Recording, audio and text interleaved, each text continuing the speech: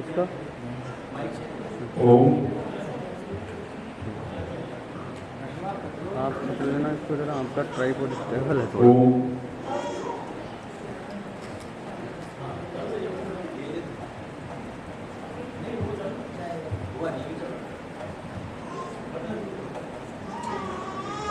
Resale जी, ये phone का photo खींच देना इधर आओ। थोड़ा स्टेबल नहीं है ना, इसको पकड़ना पड़ेगा, ट्राइपॉड को पकड़ना पड़ेगा, ठीक है। इधर बैठ जाओ।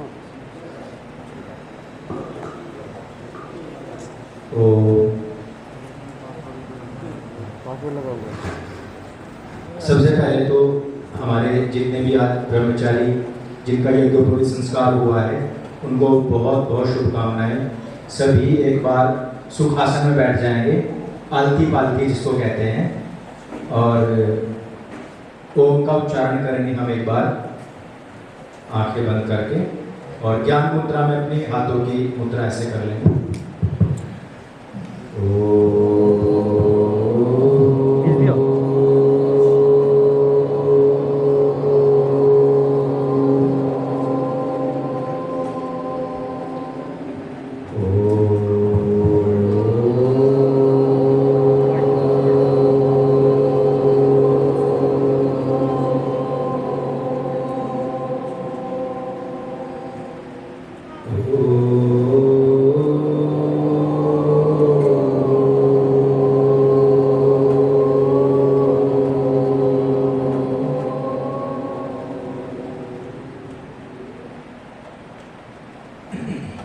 जब मेरा खुद का यज्ञोपवीत संस्कार होता है 11 साल की उम्र में, तो मेरे पिताजी ने मुझे गंगा जी में खड़ा कर दिया अक्टूबर के महीने में। तो हमें क्या करना होता था कि यहाँ तक गंगा जी में डूबना होता था और रोजाना मंत्र जपने होते थे। तो उसमें 33,000 बार गायत्री मंत्र और 11,000 बार महामृत्युंजय मंत्र जाप करवाने के बाद यज्ञोपवीत संस्कार हुआ। तो ऐसा कई हफ्तों तक पूरा वो चला, और उसी टाइम कहा गया कि भाई आप जब तक यज्ञोपवीत संस्कार मतलब जब तक यज्ञोपवीत आप रखोगे अपने पास, तो आपने गायत्री जाप अवश्य करना है।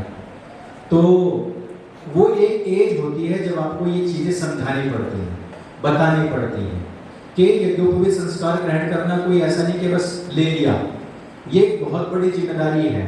3 प्रकार के ऋण है ना, देव ऋण, ऋषि ऋण और पितृ ऋण। और ये ऋण से हम इस पूरी जिंदगी, ऋण तो कभी नहीं हो सकते, लेकिन यह केवल उनको याद दिलाने के लिए था। कई सारी ऐसी कथाएं भी आती हैं कि जब मुगलों ने यज्ञोपवीत गले में जनेऊ देख करके गर्दनें उतारनी शुरू कर दी, तो पुरुषों ने अपनी स्त्रियों की रक्षाओं के लिए, क्योंकि पहले 3 धागे स्त्री और 3 धागे पुरुष दोनों ही पहनते थे, तो पुरुषों ने अपनी स्त्रियों के गले से भी यज्ञोपवीत लेकर के अपने गले में पहनने शुरू कर दिए थे, जो कि अभी भी पौराणिक पद्धतियों में आप देखते होंगे 6 धागे भी पहनते हैं। ये हम ही करते हैं कि 3 धागे स्त्री पहनेगी, 3 धागे पुरुष पहनेगा। नहीं तो अगर आप देखोगे तो पूरे बाकी का जो भी संसार है जीवन, उसमें क्या होगा कि शादी वाले दिन यज्ञोपवीत संस्कार होता है और उसमें 6 धागे पहनाए जाते हैं। जबकि हम ये बात समझ ही ले रहे हैं कि क्या स्त्री के ऊपर इस प्रकार से देव ऋण या पितृ ऋण या ऋषि ऋण नहीं है क्या उनको पालन नहीं करना चाहिए? लेकिन इसको फिर जोड़ दिया जाता है कि वह तो अशुद्ध होती है। अरे तो प्रति महीने चेंज कर लो, उसमें क्या है? हम प्रतिदिन 2 बार तो कपड़े चेंज करते हैं, तो महीने में 1 बार हम यज्ञोपवीत अपना चेंज नहीं कर सकते क्या? कर सकते हैं, बड़े आराम से कर सकते हैं।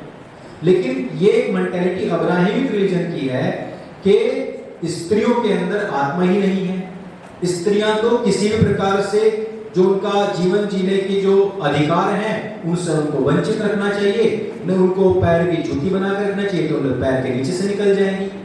दूसरा कि इसी को जब यज्ञोपवीत हम ग्रहण करते हैं ना, तो उसी के बाद हमें द्विज कहा जाता है, यानी कि हमारा दूसरा जन्म। पहले जन्म में तो हम सभी के सभी शूद्र ही होते हैं, उसके बाद ही हम द्विज बनते हैं।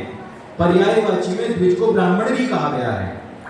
और इसका अर्थ ये हुआ कि आज से हम अब आगे ब्राह्मण कोटि को ग्रहण करने के लिए अग्रसरित होते हैं। यज्ञोपवीत एक इस प्रकार का भी प्रतीक है कि यज्ञ करने के लिए अब हम यहाँ से अधिकारी हो गए। तो बहुत सारी इसके साथ में बहुत सारी चीजें जुड़ी हुई हैं। जैसे कि मैं किताब पढ़ रहा था तो उन्होंने उसमें लिखा होता है कि यज्ञोपवीत संस्कार इसलिए होता है कि यज्ञोपवीत जो हम पहनते हैं तो जब हम यूरिनेशन के लिए आते हैं तो उसको कान के ऊपर लपेट लेते हैं, तो यहाँ पे क्या है कि वो एक नस है, उस पर दबाव पड़ता है, उससे पथरी नहीं होती है। तो वो तो रिसर्च के विषय हैं, लेकिन क्वेश्चन मेरा ये था कि क्या पथरी से बचने का अधिकार केवल और केवल जन्मना ब्राह्मणों को ही है? बाकी की जो 35 बिरादरियां हैं उनको पथरी हो जाए, वो मर जाए, तुम्हें कोई दिक्कत नहीं होगी क्या? तो यज्ञोपवीत के लिए भी ऐसे ऐसे नियम बनाए गए कि जो जन्मना ब्राह्मण है केवल वही ग्रहण कर सकता है। जन्मना ब्राह्मण भी, अब देखो इसमें बहुत सारी कैटेगरीज हैं। क्या कोई व्यक्ति यदि जन्म से ब्राह्मण हो गया, दूसरा जन्म से ब्राह्मण व्यक्ति उसको अपनी लड़की दे देगा क्या शादी के लिए? नहीं देता है। वो कैटेगरीज हो चुकी है। वहां कैटेगरीज किस तरीके की है? पैसे की। वहां क्या किस तरीके की है? पैसे की। लड़का कितना कमाता है जी, कि क्या इसके घर में जमीन कितनी है, परिवार में सदस्य कितने हैं। यदि केवल कास्ट ही जातियां ही हमारे कैटेगराइजेशन होता या किसी चीज का प्रमाण होता ना, तो हम ये नहीं पूछते फिर। तो कैटेगरी क्या है? कैटेगरी है हमारे एसेट्स, कि हमारे पास में कितना सामर्थ्य है, हमारे पास में कितना धन है। और संपदा में धन में क्या आता है? बुद्धि। भगवान को क्यों कहते हैं भग अर्थात ऐश्वर्य, ऐश्वर्यवान। तो भगवान श्री राम को भगवान क्यों कहा गया? उनके पास ऐश्वर्य था। तो ऐश्वर्य केवल ये नहीं कि उनके पास तो बहुत धन था, अशर्फियां थी, सोने के सिक्के थे, नहीं। उस ऐश्वर्य में बुद्धि भी आती है, शारीरिक सुंदरता भी आती है, और मन भी आता है कि मन कितना उसका पवित्र है। ऐश्वर्य में ये नहीं कि सिर्फ और सिर्फ आपका कितने महल हो गए, तो उसमें तो बुद्धि भी है। तो अगर आप ब्राह्मण हो और दूसरा ब्राह्मण है, तो आप उसको अपनी बेटी या बहन इसलिए दे दोगे क्योंकि वो ब्राह्मण है? नहीं, उसमें दिमाग भी है नहीं। उसके पास अगर पैसा भी होगा तो भी ये देखा जाएगा उसके पास तो बुद्धि भी है नहीं। कहते नहीं कमा के बधा भी लेता है, लेकिन खर्च करना नहीं आता उसको, वो आता है इंसान को ही। तो इसलिए ये जो सारी चीजें बनाई गई हैं, ये बनाई गई हैं, या तो ये मान लो कि गुलामी काल, जिस तरीके से बहन जी कहती है कि संत रविदास जी के समय में, उस समय जब सिकंदर लोधी यहाँ आया तो जातिवाद उस समय पर बहुत बढ़ा, लेकिन उसको फिर घसीटा भी गया, फिर उसको जन्मना भी बनाया गया। और इसी एक जो कहते हैं ना कि एक जो बैरिकेड लगाया हुआ था उसको तोड़ने का कार्य किसने किया? महर्षि दयानंद सरस्वती जी ने। उन्होंने कहा कि जो हमारे ऐश्वर्य हैं, जो हमारी बुद्धि है, जो हमारे सामर्थ्य हैं, वो किसी एक जन्म से या जाति से आने के बाद में डिसाइड नहीं होते हैं, वो हमारे पूर्व के जन्मों से डिसाइड होते हैं कि हमने पूर्व के जन्मों में क्या संस्कार प्राप्त किए हैं। तो वो अगर हम उस चीज पे जाएंगे तो हमारे जो जातिगत बैरिकेड्स हैं ये सब हट जाते हैं। आज 14 अप्रैल है, आज बाबा साहब भीमराव अम्बेडकर जी का जन्मदिन भी है, और उन्होंने हजारों की तादाद में बौद्ध मत स्वीकार किया था अपने अनुयायियों के साथ में। और मैं ये मानता हूं कि इसी दिन पे हमारे काफी सारे भाई बंधुओं ने अगर यज्ञोपवीत संस्कार ग्रहण करके अपनी सनातनी परंपरा को स्वीकार किया है तो ये बहुत बड़ी बात है। क्योंकि अक्सर कर ये प्रोपेगेंडा फैलाया जाता है कि तुम्हें तो मंदिर में घुसने नहीं दिया जाएगा, तुम्हें तो यज्ञोपवीत नहीं पहनने दिया जाएगा, जबकि यह असली बात नहीं है। वेद में कहीं पर भी नहीं लिखा है कि जो जन्म से जातिगत ब्राह्मण होगा या क्षत्रिय होगा या बनिया होगा केवल उसी को मिल सकता है। नहीं, जो भी अपने धर्म के प्रति जागरूक है, जो यज्ञ करना चाहता है, जो भी व्यक्ति इसका सामर्थ्य रखता है अपने पास, वो ग्रहण करे। ये मैं मानता हूं कि इसके नियम हैं और उन नियमों का पालन करना बिल्कुल आवश्यक है, अत्यंत आवश्यक है, वो जरूरी है। ऐसा नहीं कर सकते कि आपके गले में यज्ञोपवीत भी दिख रहा है और आप कहीं खड़े होकर चोरी चकारी भी कर रहे हैं, झूठ भी बोल रहे हैं या पाप कर्म कर रहे हैं। ये एक जिम्मेदारी है। तो जो कहते हैं कि क्या ब्राह्मणों को ये सब अधिकार है, उनका जीवन क्योंकि बहुत ज्यादा कठोर तपस्या से गुजरता है, इसलिए किया जाता है। आप लोग भी यदि सामर्थ्यवान हैं और उसको कर सकते हैं तो आप करो, आपको किसी की कहीं पे भी कोई भी रोक टोक नहीं है। और आगामी भविष्य में भी इस तरीके के और आयोजन हो। मैं तो पुरोहित जी को कह रहा था कि मैं तो चाहता हूं कि यहाँ बैठने की जगह ना मिले, इतने बड़े बड़े आयोजन होने चाहिए।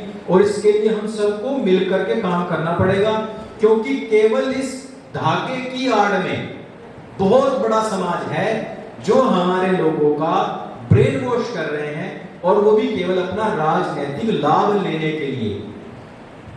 तो हमें उन प्रपंचों में नहीं आना है। तो हम सबको एक साथ खड़े होना है, अपने धर्म अपने सनातन की रक्षा के लिए खड़े होना है, संकल्पित होना है, और अपने जीवन को पवित्र तो बनाना ही बनाना है। तो यह जो यज्ञोपवीत है, यह आपके माता पिता, आपके गुरु और ईश्वर, इनका जो हमारे ऊपर ऋण है, यह आपको उसका प्रतिफल आभास कराएगा, याद दिलाएगा। ऐसा ना हो कल कि आपके गले में यज्ञोपवीत है और माता पिता से ऊंचे स्वर में बात कर रहे हो, ठीक है, गुरुओं की अवहेलना कर रहे हो और ईश्वर के प्रति ऐसे अपमानजनक शब्दों का प्रयोग कर रहे हो। वो चीज नहीं होनी चाहिए। जीवन में पवित्रता अवश्य होनी चाहिए। जीवन कठोरतम है इसको धारण करने के लिए, लेकिन आज के युग में बहुत सारी चीजें सॉफ्ट हो चुकी हैं। हमने भी बड़े कष्ट में सहन किया था, लेकिन अब जीवन बहुत आराम से चल रहा है। वो शुरू में लगता है, ठीक है। तो अगर इसके विषय में किसी को कहीं को कोई संकोच हो, कहीं को किसी को लगता हो कि भाई मैं बंद तो नहीं जाऊंगा, मुझे बाद में कोई समस्या तो नहीं आएगी, समाज की ओर से कोई बहिष्कार तो नहीं हो जाएगा, तो वो आज ही हमारे हमसे क्वेरी कर लें। और दूसरी बड़ी बात मैं कहना चाह रहा था कि हम और मोहित जी बैठे हुए थे, तो हमारे सामने 2 ही ब्रह्मचारी बैठे हुए थे, तो बाकी ये ना समझे कि हमने उनको स्पर्श नहीं किया या उनको हृदय से अंगीकार नहीं किया, ठीक है। आपके किसी के भी दिमाग में कोई भी ऐसा सवाल हो तो हम उसके जिम्मेदार हैं। हम आपकी जितनी भी क्वेरीज हैं उनका समाधान हम करेंगे, ठीक है। वो केवल एक सांकेतिक रूप से हम बैठे हुए थे। बाकी सब लोग ये मान लें कि अंकुरारी यहाँ बैठा हुआ है, कहीं भी होगा तो आप जितनी भी क्वेरीज होंगी मेरे से डायरेक्ट कर सकते हो। मैं अपने संपर्क सूत्र भी दे दूंगा। धन्यवाद। धन्यवाद। मैं अंकुर भाई को व्यक्तिगत रूप से भी जानता हूँ और हमारे पारिवारिक संबंध भी है, तो मैं बता दूं कि अंकुर और ये जितने भी भाई बहन यहाँ हैं, ये सिर्फ कहने के लिए आपके साथ नहीं है। अगर आप इनका साथ दोगे, साथ मतलब अगर आप तैयार हो ब्राह्मण बनने के लिए ज्ञान से, तो ये तैयार है आपको सब कुछ सिखाने के लिए, हर तरीके का सपोर्ट करने के लिए, चाहे वो किसी भी तरीके का हो, किसी भी लेवल का हो। और रही बात जो आपने अंकुर भाई बोली कि सुखमय जीवन है, तो सुखमय जीवन नहीं है। जो ये लोग सोशल मीडिया पे दिखते हैं ना, इनके साथ परेशानी बड़ी होती है। +92 से और पता नहीं कहाँ से फोन आते हैं। तो लेकिन फिर भी हाँ, इतना जरूर है कि आपने आज मैसेज छोड़ा है, कल परसों 2 दिन बाद आ जाएगा, रिप्लाई जरूर आएगा। इनकी तरफ से हमारी तरफ से आएगा, जरूर सपोर्ट जरूर आएगा। गौतम भाई से थोड़ा सा जरूर जानेंगे कि आजकल जो एजेंडे चल रहे हैं वो किस तरीके से काउंटर करें, और उसमें स्वाध्याय का क्या रोल है इन बच्चों के लिए, इन भाइयों के लिए।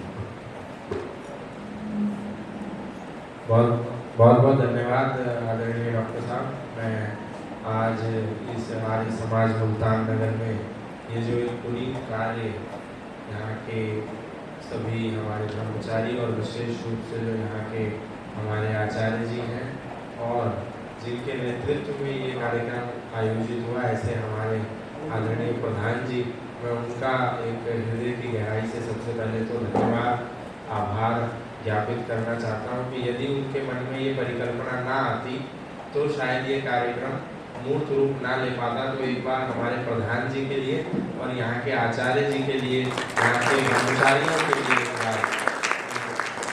धन्यवाद ज्ञापित करें, क्योंकि कुछ दिन पहले जब यहाँ पे कार्यक्रम हुआ तो भाई अमित जी यहाँ पर आए थे। भाई अंकुर जी और हमारे तमाम आदरणीय बहन जी और आदरणीय आचार्य जी, डॉक्टर साहब, मीनाक्षी जी, सब लोग यहाँ पर उस समय उपस्थित थे। और उस समय एक इनिशिएटिव लिया गया कि भाई अमित जी को यज्ञोपवीत संस्कार करना है। उन्होंने अपना यज्ञोपवीत संस्कार किया। बाद में उन्होंने कुछ अलग अलग कार्यक्रम भी अपने क्षेत्रों में आयोजित किए, अपने समाज के लोगों को जोड़ने के लिए। और उसके बाद उनके मन में एक विचार आया कि ये जो संस्कार, यज्ञोपवीत संस्कार मेरा हुआ है, ये मुझ तक नहीं सीमित रहना चाहिए, ये मेरे समाज के जो और भाई हैं और बंधु हैं उन तक भी जाना चाहिए। इस विचार को जब उन्होंने प्रधान जी के सामने रखा तो प्रधान जी ने इस बात को बड़ी गंभीरता से लिया और यदि वो चाहते तो उस बात को टाल भी सकते थे, उसको आगे भी बढ़ा सकते थे, परंतु क्योंकि उनका युवाओं के प्रति एक विशेष स्नेह रहता है, वो चाहते हैं कि देश का नौजवान, आर्य समाज का नौजवान, वैदिक संस्कृति से जुड़ा हुआ नौजवान आगे बढ़े, इसलिए वो युवाओं के द्वारा दिए गए एक एक सुझाव को गंभीरता से न सिर्फ लेते हैं, उसको क्रियान्वित भी करते हैं, उसको धरातल पर भी उतारते हैं। और इसीलिए कितना अद्भुत दिन उन्होंने चुना ताकि समाज में एक अलग से संदेश जाए। एजेंडे की जैसे आप बात कर रहे थे, एक समाज में एजेंडा चल रहा है कि जितने भीमराव अंबेडकर जी को मानने वाले हैं या जितने हमारे शूद्र भाई हैं या जिनको आज हम दलित भाई कहकर के संबोधित करते हैं, उनको हमारे सनातन धर्म में यज्ञोपवीत लेने का अधिकार नहीं है, उनको हमारे सनातन धर्म में वेद पढ़ने का अधिकार नहीं है, उनको सनातन धर्म में धार्मिक कार्यों में यज्ञ आदि में बैठने का अधिकार नहीं है, उनको ब्राह्मण आदि के द्वारा किए जाने वाले अनुष्ठानों का अंग बनने का अधिकार नहीं है।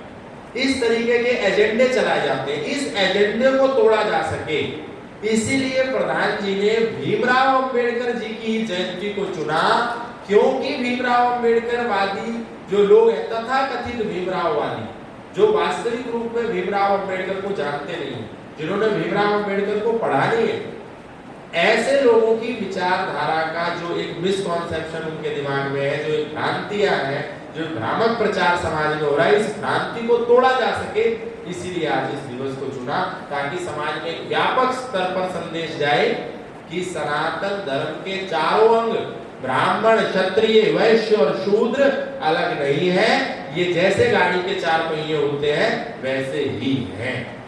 बहुत सारे लोगों ने कभी अत्याचार किया अपनी मूर्खता के कारण, अपना प्रभुत्व स्थापित करने के कारण, वो एक अलग विषय है, परंतु उस अत्याचार को, उस मिथक को, उस प्रभुत्व को, जो झूठा प्रभुत्व समाज में लोग बना रहे थे, उसको तोड़ने के लिए ऋषि दयानंद ने सबसे पहले उद्घोष किया सत्याग्रह प्रकाश में।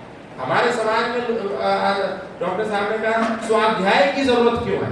एक व्यक्ति हमारे पास आया, उसने कहा देखो तुम्हारी स्मृतियों में, तुम्हारी श्रुतियों में, तुम्हारे वेदों में, तुम्हारे ग्रंथों में, तुम्हारी संस्कृति में लिखा हुआ है स्त्री शूद्रों न नियताम, इसका क्या मतलब होता है। उसने आकर के हमको बरगला दिया, बोला कि स्त्री और शूद्र को पढ़ने का अधिकार नहीं है।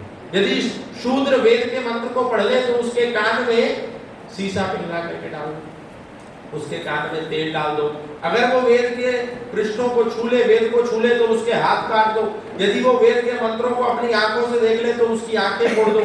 और उसका प्रमाण देने के लिए उसने एक झूठे श्रुति का प्रचार किया, स्त्री शूद्रों ने दिया था।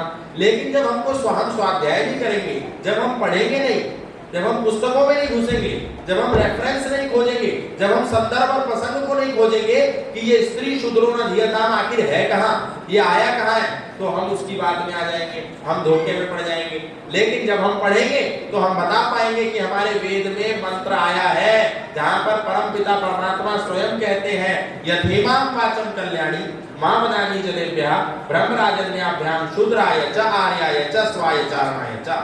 परमात्मा कह रहे हैं मैंने इस कल्याणी वाणी वेद का उपदेश प्रत्येक मानव मात्र के लिए किया है। उसमें ब्राह्मण भी है, उसमें शूद्र भी है, उसमें क्षत्रिय भी है, उसमें वैश्य भी है और उसमें महिलाएं भी हैं, स्त्रियां भी हैं, किसी को वंचित नहीं रखा। इसी प्रकार यज्ञोपवीत जरूरी है प्रत्येक मानव के लिए, क्योंकि प्रत्येक मानव के ऊपर एक ऋण है और ये संदेश हमको सबको देना है। और यज्ञोपवीत करने के बाद यदि कोई व्यक्ति पढ़ लेगा, लिख लेगा तो वो ऊपर हो जाएगा। और यज्ञोपवीत लेने के बाद भी नहीं, उसको यज्ञोपवीत तो एक क्राइटेरिया है, ये तो सबके लिए है। इसके बाद आप कौन सा रास्ता चुनते हैं। शूद्रो ब्राह्मणतामिति ब्राह्मणश्चैति शूद्रताम क्षत्रिया जातमेवंतु विद्या द्वेषा तथैव च। शूद्र भी ब्राह्मण बन सकता है यज्ञोपवीत लेने के बाद, यदि वो स्वाध्याय कर ले, यदि वो अध्ययन कर ले, यदि वो पठन पाठन कर ले। और शूद्र भी क्षत्रिय बन सकता है यदि वो सेना में जाकर के देश की सरहद पर खड़ा हो जाए। शूद्र भी वैश्य बन सकता है यदि वो व्यापार करने लगे। और ब्राह्मण भी यदि यज्ञोपवीत लेने के बाद नहीं पढ़ेगा तो वो भी शूद्र बन सकता है। शूद्र लेकिन कोई अछूत नहीं है, अछूत नहीं है, वो जाति भी नहीं है, वो एक वर्ण है। भगवान श्री कृष्ण कह रहे हैं कि चातुर्वर्ण में सृष्टम गुण कर्म विभाषा, ये तो गुण कर्म और स्वभाव की बात है, अछूत नहीं है। और ये सवर्ण और दलित को जो विभाजित किया, खुद महर्षि मनु कह रहे हैं कि सवर्ण सारे चारों के चारों सवर्ण है, पांचवा कोई वर्ण नहीं है, ये महर्षि मनु कहते हैं। और बाबा साहब भीमराव अंबेडकर ने मनुस्मृति की जिन बातों को उद्धृत करके, जिन श्लोकों के प्रमाणों को उद्धृत करके मनु का विरोध किया, सनातन धर्म का विरोध किया, शोध करने के बाद पता चला वो जो प्रमाण उन्होंने लिए थे वो 80% प्रमाण, 88% जो प्रमाण थे वो झूठे थे, वो प्रक्षेपित प्रमाण थे, मिलावटी प्रमाण थे। शोध करने के बाद पता चला। अब आप बोलेंगे कि शायद ये झूठ बोल रहा होगा, अगर मैं झूठ बोल रहा हूं तो आप मनुस्मृति लेकर के आइए जितने प्रकाशनों की है, और फिर एक विशुद्ध मनुस्मृति भी लेकर के आइए, सबका तुलनात्मक अध्ययन कीजिए, स्वाध्याय कीजिए, तब आपको पता चलेगा तटस्थ रूप से कि सच क्या है और झूठ क्या है, कहाँ मिलावट करने का प्रयास किया गया है। तो मैं चाहूंगा कि जितने हमारे भाइयों ने, जितने नौजवानों ने आज यज्ञोपवीत संस्कार लिया, आप जब यहाँ से यज्ञोपवीत संस्कार लेकर के जाए तो एक संकल्प जरूर लेकर के जाए कि आने वाले समय में ये एक एक व्यक्ति 2-2, 3-3 व्यक्तियों को रीच करें, उनके पास जाए, उनको खुद से जोड़े, और फिर हम उनका भी यज्ञोपवीत संस्कार करें। इस श्रृंखला को हम आगे बढ़ाएं। सुबह बहन जी ने बहुत अच्छी बातें हमको बताई, रविदास जी के उस चरित्र को बताया। हम तो रविदास को बस एक दलित समाज का मान करके बैठ गए कि वो तो बस एक समाज के हैं, नहीं, रविदास जी हमारे हैं। आज सनातन धर्म के मंदिरों में, सनातन धर्म के संस्थानों में, सनातन धर्म के कार्यक्रमों में सब जगह बाबा साहब भीमराव अंबेडकर की फोटो लगी होती है, सब जगह रविदास जी की फोटो लगी होती है, लेकिन उनके किसी कार्यक्रम में मर्यादा पुरुषोत्तम श्री राम की फोटो नहीं लगी होती, उनके किसी कार्यक्रम में योगेश्वर भगवान श्री कृष्ण की फोटो नहीं है, स्वामी दयानंद को छोड़ दीजिए, विवेकानंद जी की भी फोटो नहीं है। तो भेद कौन कर रहा है? हम नहीं कर रहे, सनातन धर्म ही नहीं कर रहा। सनातन के अंदर जिनके मन में जहर घोला जा रहा है वो भेद कर रहे हैं। हम तो बाबा साहब भीमराव अम्बेडकर को याद कर रहे हैं यहाँ पर बैठ करके। तो आप सब स्वाध्याय करें, पुस्तकों का अध्ययन करें। अभी प्रधान जी ने आप सबके लिए पुस्तकों का भी व्यवस्था की है, जब जाएं यहाँ से तो उस पुस्तकों का स्वाध्याय जरूर करें। इन्हीं शब्दों के साथ बहुत धन्यवाद। महिला सशक्तिकरण के नाम पर जो आज हो रहा है वो वाहियातपन, उस पर बात करेंगे। बहन आयुषी राणा बताएंगी कि ये जो चल रहा है ये ठीक है, गलत है, और इसको हम काउंटर करें तो कैसे करें। समस्या सिर्फ काउंटर करने की है, क्योंकि आज जो चल रहा है उसे ज़्यादा फॉलोवर मिलते हैं और ठीक बताया जा रहा है, तो उसके ऊपर थोड़ा सा। महिला सशक्तिकरण, इस पे हमने पहले भी जब डिबेट रखी थी तो तब भी चर्चा हुई थी, और मैं समझती हूँ, मैं बाद में उसमें 2 शब्द बोल दूंगी, लेकिन आज जो विषय चल रहा है उस पर एक बार मैं अपने विचार जरूर रखना चाहूँगी। बिल्कुल बिल्कुल। क्योंकि अभी बहुत देर से हम वर्ण की बात सुन रहे थे, वर्ण व्यवस्था, वर्ण व्यवस्था, वर्ण व्यवस्था, और आज वर्ण व्यवस्था और जाति व्यवस्था दोनों को बराबर मान लिया जाता है कि जो वर्ण व्यवस्था है वही जाति व्यवस्था है, जो जाति व्यवस्था है वही वर्ण व्यवस्था है। अब वर्ण क्या है? वर्ण जो शब्द है वो संस्कृत का है, और वर्ण जो बना है वो बना है व्रियवर्ण धातु से, और उसका मतलब है जिसका वर्ण किया जा सके, जिसको चुना जा सके, उसको कहा जाता है वर्ण। इसका मतलब वर्ण वो है जिसको मैं चुन सकूं। मेरे को ब्राह्मण बनना है, मेरे को क्षत्रिय बनना है, मेरे को वैश्य बनना है, मेरे को शूद्र बनना है, ये मैं चयन करूंगी, ये आप चयन करेंगे, कोई दूसरा चयन नहीं कर सकता। ये बात स्मरण रखिए। कई बार हमको कह दिया जाता है कि आप तो ब्राह्मण हैं, आप तो क्षत्रिय हैं, आप तो वैश्य हैं, आप तो शूद्र हैं। ब्राह्मण किसको कहा जाता है? लोग कहेंगे मनुस्मृति में कहा गया, जन्मना जातिवाद, कहीं नहीं कहा गया। मनुस्मृति में कहा गया जन्मना जायते शूद्रः कर्मणो द्विजो उच्यते। जन्म से तो सब शूद्र हैं, लेकिन मेरे कर्म कैसे हैं वो मुझे बताएंगे कि मुझे क्या वर्ण में बनना है या किस वर्ण में जाना है। अगर मैं पढ़ने का कार्य कर रही हूँ, अध्याय यजनम याजनम तथा दानम प्रतिगृहम चैव ब्रह्मणा नाम कल्पयत्। मैंने 6 काम किए, पढ़ना और पढ़ाना, दान देना और लेना, दोनों काम करना है। यजन, यज्ञ को करना और कराना। अगर ये 6 कर्म कोई भी व्यक्ति कर रहा है, और ये खूबसूरती केवल और केवल सनातन में, अन्य किसी मत संप्रदाय में नहीं है, ये स्मरण रखिएगा। आप अगर ये 6 कर्म कर रहे हैं तो आप ब्राह्मण हैं। अगर कोई शिक्षक है तो वो ब्राह्मण है, क्योंकि वो पढ़ाने का कार्य कर रहा है। हमको मतलब नहीं कि आपकी जाति क्या है। अगर मैं रक्षा का कार्य कर रही हूं, हमारे फौजी भाई देश की रक्षा करते हैं, वो क्षत्रिय है। क्षत्रियस्य परमो धर्मः प्रजानामेव पालनम। क्षत्रिय का परम धर्म है प्रजा का पालन करना। कोई जातिवाद की बात है क्या, बताइए आप? अगर आप देश की रक्षा कर रहे हैं तो आप क्षत्रिय हैं, मैं देश की रक्षा कर रही हूं तो मैं क्षत्रिय हूं। आगे का वैश्य कौन है? उन्होंने कहा जो कृषि कर रहा है, जो व्यापार करता है, जो देश की अर्थव्यवस्था में सबसे मजबूत योगदान देता है, वो वैश्य है। आप बताइए, चाहे आप किसी भी जाति के हैं, कोई मतलब नहीं, आप मनुष्य हैं तो आप वैश्य बन सकते हैं। शूद्र किसको कहा गया? कोई बार हमको कहा जाता है नीचा, फलाना, ढिकाना। भाई मैं शूद्र हूं, बताओ, मुझे कहो, मुझे नहीं फील होगा मैं नीची हूं? क्या होता है नीचा? कोई नीचा नहीं होता, कोई व्यक्ति नीचा नहीं। जिसके कर्म खराब है वो नीचा है, कोई जाति कोई संप्रदाय नीचा नहीं है। सबसे बड़ी बात क्या है? शूद्र का मतलब क्या है, पहले इसको समझिए। बहुत सुंदर श्लोक मनुस्मृति में लिखा गया। हमारी समस्या यह है कि हम खुद नहीं पढ़ते, जो दूसरे ने पढ़ा दिया वही पढ़ लिया बस। क्या कहा गया? एकमेव तु शूद्रस्य प्रभु कर्म समादिशत्। क्या कहा? उन्होंने कहा कि आप क्या कीजिए, सेवा शुश्रूषा कीजिए। शूद्र उसको कहा गया, मेरे को मेरे पिताजी ने गुरुकुल में भेज दिया, मैंने पढ़ने लिखने का कार्य करा, मुझे समझ में आ गया, मैं पढ़ने लिखने में अच्छी हो गई तो मैं क्या बन गई जी? ब्राह्मण बन गई। मैं देश की रक्षा में चली गई तो क्या बन गई? क्षत्रिय बन गई। मैं जाकर के व्यापार करने लग गई, क्या बन गई? वैश्य बन गई।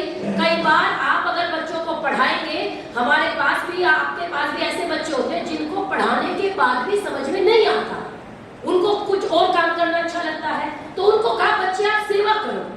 सेवा का मतलब क्या होता है? कई बार आपने देखा होगा कि एक बच्चे को माता पिता दुकान पे छोड़ देते हैं, तो दुकान पे बैठ भाई सामान उठा के देना, ये करना, दुकानदार के साथ लगा रहे, और आप देखते हैं कि थोड़े दिन बाद वो व्यक्ति अपनी दुकान खुद खोल लेता है, तो वो तो शूद्र से वैश्य बन गया, बन गया ना, परिवर्तित हो गया। तो वर्ण का मतलब है जिसका चयन किया जा सके। हमारे यहाँ किसी को नीचा नहीं कहा गया। मेरे सर का भाग है ब्राह्मण, क्योंकि पढ़ने पढ़ाने का काम करती हूँ जी मैं।